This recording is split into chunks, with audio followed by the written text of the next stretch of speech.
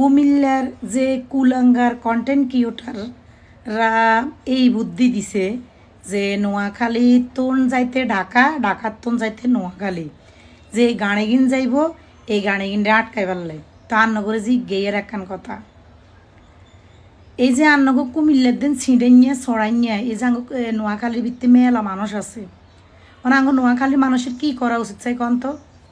কি এটা করে দড়ি হিডা উচিত না দড়ি আন্নগ কুমিল্লা হারাই দেন উচিত? আনেরাই কন।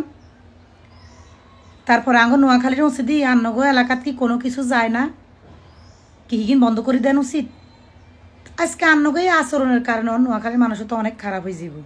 তো কিল্লে আমাকে এই জামিলাটা করছেন আনেরা কন।